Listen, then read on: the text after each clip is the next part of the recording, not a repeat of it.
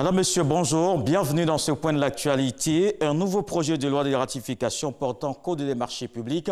Il a été adopté hier en Conseil des ministres. Cette mesure vise à réformer l'univers des marchés publics et de le rendre plus performant. Un nouveau Code des marchés publics qui comporte plusieurs innovations. On fait le point avec Jérôme Kofi Abonin. On le sait, hebdomadaire. Et comme pour respecter la tradition, le Conseil des ministres s'est réuni ce mercredi au palais présidentiel sous la présidence du chef de l'État, le président Alassane Ouattara. Des mesures ou décisions, il y en a eu à gogo comme habituellement. La première mesure à retenir, pour en citer quelques-unes, est l'ordonnance portant Code des marchés publics. Elle vise, selon le Conseil, à remédier aux insuffisances et écarts relevés lors des évaluations du système des marchés publics. Ce code résulte d'une concertation des acteurs du système des marchés publics, y compris les principaux partenaires techniques et financiers. Ainsi, cette ordonnance apporte des innovations majeures, notamment la suppression de la commission administrative de conciliation en tant qu'organe des marchés publics et introduit un nouvel acteur dénommé personne responsable des marchés publics, mandaté par l'autorité contractante pour la mise en œuvre des procédures de passation et d'exécution des marchés publics. En outre, ce code prévoit la mise en place d'une commission d'ouverture des prix et de jugement des offres auprès des institutions, ainsi que le principe de la passation des marchés par voie électronique. On note ensuite le plan d'action prioritaire de cette année, PAP 2019. Conformément au bilan établi par le gouvernement sur le premier semestre, la mise en œuvre totale ou partielle de ce plan court dans la proportion de 75%. Les actions et activités du gouvernement sur l'année 2019 ont été définies avec le double objectif. D'une part, de maintenir les investissements dans les infrastructures structurantes et les réformes en vue de la transformation structurelle de l'économie, et d'autre part, de renforcer les investissements sociaux pour l'amélioration significative des conditions de vie des populations, d'autre part. Au premier semestre 2019, les activités du PAP 2019 programmées ont connu une mise en œuvre totale ou partielle dans la proportion de 75%, avec 17% d'activités entièrement réalisées. Aussi, faut-il évoquer la décision du Conseil relative à l'organisation de la 4e édition de la Semaine nationale de la propreté. Comme chaque année, cette édition va se dérouler du 1er au 6 août 2019.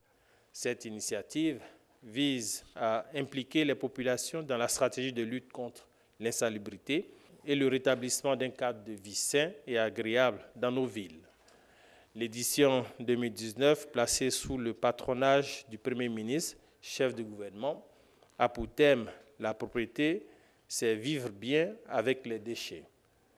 Il s'agira notamment d'informer l'ensemble des acteurs sur la possibilité de vivre autrement avec les déchets et de communiquer sur la place des déchets dans la création d'entreprises et d'emplois à travers l'économie circulaire. Cette 4e édition se déroulera dans 31 chefs-lieux de région et la cérémonie officielle de la SNP 2019 qui aura lieu dans la commune d'Abobo servira de cadre pour la sensibilisation et la mobilisation de tous. Les divers pour terminer. À ce chapitre, le Conseil a parlé de la fête des armées du 23 juillet au 1er août, de l'inauguration le 3 août de la route Adzopé-Yakassé-Atobrou et du 8e TAC, traité d'amitié et de coopération à Ouagadougou, du 29 au 31 juillet, en présence du président Alassane Ouattara. 3 journées pour permettre aux populations de découvrir et comprendre le fonctionnement des institutions. Le président de la République, Alassane Ouattara, a procédé il y a quelques jours à l'ouverture officielle de cet événement dans la commune de Cocody. Hier, c'était la clôture, une occasion d'interaction avec le public. Le vice-président de la République a appelé à rendre les institutions plus visibles et plus accessibles aux populations. Pour Daniel Kablan-Duncan, la vision d'un État fort et émergent se réalisera pleinement avec l'Ivoirien nouveau. Et parlons à présent du secteur de l'énergie. La phase 4 du projet Azito est bouclée. Le financement s'élève à 174 milliards de francs CFA. Une centrale de 253 MW à construire sur le site de la centrale. Jean-Louis Bango. C'est une étape décisive dans la mise en œuvre du projet de construction de la centrale thermique à cycle combiné de 253 MW à Azito. Cette signature va en effet permettre de mettre à disposition le financement de 174 milliards de francs CFA en vue du démarrage effectif des travaux de construction. Ce projet, dont le tarif est sans aucun doute l'un des plus compétitifs du continent, à ce moment, traduit plus que jamais la volonté d'Azito et de ses actionnaires d'être aux côtés de l'État pour relever les défis de l'émergence de notre cher pays. Autour de la même table pour cette signature, les prêteurs et la société Azito Énergie, le secrétaire d'État chargé du budget du portefeuille de l'État, le ministre de l'Économie et des Finances et le ministre du Pétrole, de l'Énergie et des Énergies renouvelables, satisfaits de la réalisation de cette infrastructure qui va contribuer à accroître l'offre d'électricité pour soutenir le développement économique et social de la Côte d'Ivoire. Nous souhaitons qu'il y ait de plus en plus d'industries qui s'installent en Côte d'Ivoire. Nous souhaitons développer le secteur minier et toutes ces industries, tous ces secteurs productifs ont besoin d'énergie et de capacités pour pouvoir se développer. Si nous ne faisons pas ces investissements qui sont aujourd'hui nécessaires, nous risquons de nous retrouver dans quelques années dans des situations difficiles. Le financement de la phase 4 du projet Azito a été mobilisé auprès d'une dizaine de banques, dont notamment des banques nationales, régionales et internationales. Le coût global de cette centrale thermique est de 225 milliards de francs CFA. La Côte d'Ivoire s'inspire du modèle aéroportuaire des Pays-Bas. Une mission y a séjourné récemment. La compétitivité de ces infrastructures expliquée à la délégation ivoirienne. Des détails avec Walter Amadou Ouattara. Le port de Rotterdam est le 4e plus grand port au monde et le premier en Europe. Plus de 30 000 navires y accostent. Avec ses 52 millions de personnes transportées et 1,5 million de tonnes de marchandises, l'aéroport d'Amsterdam, quant à lui, constitue un hub pour l'aviation européenne. Des atouts qui font des Pays-Bas un pays compétitif au niveau international. Comment nous avons développé nos ports? La partie la plus importante, c'est de créer les conditions dans lesquelles les entreprises privées peuvent fonctionner optimal. Il faut bien écouter les utilisateurs du port et il faut donner de la confiance à les gens qui peuvent se mettre dans le port et développer leur business. Les ports d'Amsterdam et de Rotterdam ont positivement impressionné les directeurs généraux des ports de San Pedro et d'Abidjan. Que ce soit au niveau de l'agriculture, au niveau de l'aéroport, tout ça pour ramener justement le port ou une région comme celle de San Pedro comme un hub pour l'ensemble des transactions, sinon la grande partie des transactions au niveau des produits de gros exportés ou importés s'agissant de la Côte d'Ivoire. On a appris des choses qu'on essaiera de mettre en œuvre pour être plus performant. Ce port-là date de 1800. Nous sommes sur la bonne voie, mais seulement si on peut, par ces expériences-là, sauter des étapes en termes de performance et de développement, ce sera toujours le bienvenu. Plusieurs institutions ont été également visitées, notamment le ministère néerlandais des Affaires économiques, une académie de la mer où la démonstration dans un simulateur de navigation a permis aux hôtes de présenter l'importance de la qualité de la formation. Une visite qui édifie le représentant du ministre des Transports, Amadou Koné. Avec ce que nous avons vu et les réflexions qui sont en cours, je pense que ce ne serait pas une mauvaise chose que de s'inspirer de ce qui est une réussite mondiale. À la fin de la présente visite de travail, on retient entre autres recommandations pour la partie ivoirienne, la construction d'une gare routière assortie d'un système d'appel, la réduction du nombre d'incidents en relation avec les camions, la diminution de la circulation de camions dans les ports en Côte d'Ivoire. Journée mondiale de lutte contre le travail des enfants, l'édition 2019 célébrée ce jeudi. Le ministère de l'Emploi et de la Protection sociale organise à Cocody les festivités nationales décalées de la Journée mondiale de lutte contre le travail des enfants, commémorée le 12 juin de chaque année. L'événement servira de tribune aux acteurs nationaux pour faire le point sur les progrès accomplis par la Côte d'Ivoire dans son combat contre le travail des enfants. Pour l'Organisation internationale du travail, il faut développer l'esprit de créativité chez l'enfant et mettre fin au travail des des enfants sous toutes ses formes d'ici à 2025. Je vous emmène à présent en Terre Sainte d'Arabie Saoudite. Avant de se rendre à la Mecque pour le début du pèlerinage, le consul général de Côte d'Ivoire à Djeddah a rendu visite aux pèlerins. Soumaïla Bamba est allé s'enquérir des conditions de logement du contingent ivoirien. On fait le point avec notre envoyé spécial Ahmedine Abdoulaye Kodé.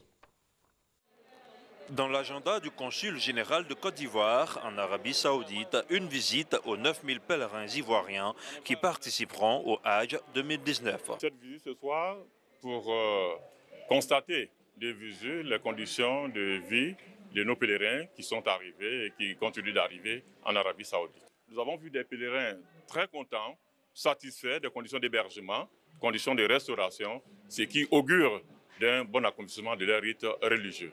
La Côte d'Ivoire est citée en exemple par les autorités saoudiennes comme l'une des nations qui organise le mieux les sessions du Hajj et le consul de remercier le chef de l'État avant de donner des conseils aux pèlerins. Nous voulons rendre grâce à Dieu et en même temps adresser tous nos remerciements au chef de l'État, le président de la République, son Excellence Alassane Ouattara, qui a offert à ces pèlerins les conditions optimales pour l'accomplissement de leur Hajj.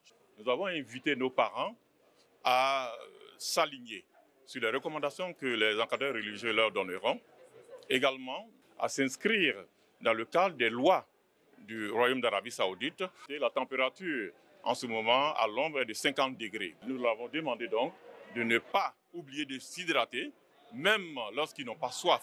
Tous les pèlerins, ou presque, sont déjà présents en terre médinoise. À partir de mercredi, ils prendront le départ vers la Mecque pour l'accomplissement du Hajj.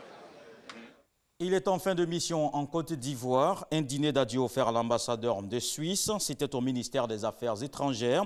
Une occasion pour les deux pays de saluer l'excellence de leurs relations diplomatiques. Woyon Télé Soro, Abou Sanogo. Cette soirée d'adieu autour d'un dîner témoigne de la reconnaissance du gouvernement ivoirien à l'endroit de l'ambassadeur de la Suisse en fin de mission. 5 années consacrées au raffermissement des liens économiques, gastronomiques entre les deux pays. Des souvenirs à emporter, comme ici, des produits ivoiriens bien empochés. Mon ambassade a eu le privilège d'être associée par les autorités ivoiriennes au processus d'élaboration du plan national d'action pour l'éradication de l'apatridie à l'horizon 2024. Dans le domaine de la santé, nos pharmaceutiques ont cherché des partenariats publics-privés pour combattre le cancer du sein et d'autres maladies non transmissibles, ainsi que, plus généralement, rendre accessibles les traitements pour les couches défavorisées de la population. Le Centre suisse de recherche scientifique contribue pour environ 20% à la production scientifique en Côte d'Ivoire et il ambitionne d'évoluer en centre d'excellence au niveau de la sous-région.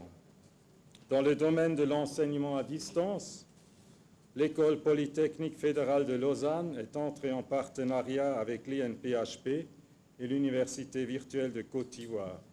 Dans la même veine, Marcel Amontano a affirmé le progrès de la coopération ivoiro-suisse, un progrès soutenu grâce au dynamisme des échanges commerciaux. Au plan économique, je voudrais me réjouir de l'installation en Côte d'Ivoire depuis l'indépendance d'environ 35 entreprises suisses dans des domaines variés tels que le transport maritime, l'agro-industrie, la cimenterie et surtout la transformation de nos matières premières, vœux chers au président de la République dans la perspective d'une Côte d'Ivoire émergente en 2020, faisant de notre pays le 8e partenaire commercial de la Suisse en Afrique en 2018. De même, l'entrée en vigueur depuis le 8 octobre 2018 du nouvel accord aérien ivoiro-suisse offre désormais l'opportunité de vol direct entre la Côte d'Ivoire et la Suisse. Au plan humanitaire, ce sont des actions réalisées à hauteur de 20 milliards de francs CFA par la Suisse. Un investissement injecté dans la réhabilitation des établissements sanitaires à base communautaire dans les cités d'Anono, de Gonzagueville, de Jesco et d'Adjopo-Doumé. Dans le reste de l'actualité, la Grande-Bretagne quitte l'Union européenne dans 3 mois. C'est l'engagement du nouveau Premier ministre. Boris Johnson a pris ses fonctions hier après-midi. Il a rencontré la reine Elisabeth et doit former un nouveau gouvernement. Boris Johnson a également l'intention de négocier un nouvel accord avec Bruxelles. Et puis on termine avec cette Europe qui suffoque, une canicule sans précédent. Des records de chaleur absolue ont été franchis mercredi en Belgique, aux Pays-Bas et en Allemagne. Mais le pire reste à venir ce jeudi. Les prévisionnistes annoncent une nouvelle hausse des températures. C'est au tour de Paris de battre son record 40 degrés. En France, le niveau d'alerte a été rehaussé à rouge sur la partie nord, incluant la capitale. C'est la fin de ce point d'information. Très bonne journée sur RTI1.